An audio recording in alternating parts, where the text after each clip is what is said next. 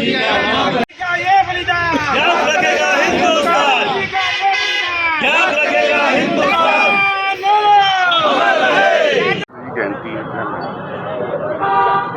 भारत के युग निर्माता पंडित जवाहरलाल नेहरू जी की आज जयंती के अवसर पर कांग्रेस जिन्होंने श्रद्धासुमन अर्पित किए हैं, पंडित नेहरू जी को याद किया है, इनके किए गए कार्यों को याद किया है, इनके बताए मार्ग पर चलने का संकल्प लिया है। पंडित जवाहरलाल नेहरू जी की जयंती के अवसर के ऊपर मैं याद दिलाना चाहता हूं कि देश की एकता के लिए, देश की अखंडता के लिए, देश को एकीकृत करने के लिए पंडित जवाहरलाल नेहरू जी का जो योगदान था, देश की आज़ादी के आंदोलन से पूर्व आपने आज़ादी के आंदोलन में भाग लिया।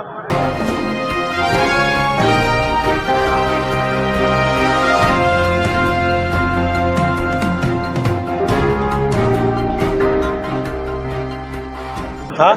देश की आज़ादी के आंदोलन से पूर्व आपने आज़ादी के आंदोलन में भाग लिया, विभिन्न जेलों में आपने रहकर देश को आज़ाद कराने में अपना योगदान दिया। और जब देश आज़ाद हुआ तो जब इस देश में सुई पैदा नहीं होती थी, सुई पैदा नहीं हुई थी उस दरमियान के अंदर ये एम्स लेके आए,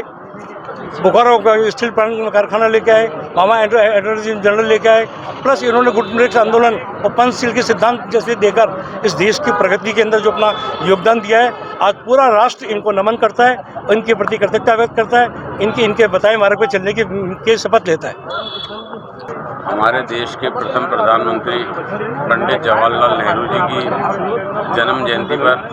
अजमेर शहर जिला कांग्रेस कमेटी की ओर से उन्हें यहाँ हमने श्रद्धा सुमन अर्पित किए। पंडित जवाहरलाल नेहरू एक ऐसी शख्सियत थे जो कि देश ही नहीं अपितु पूरी दुनिया के अंदर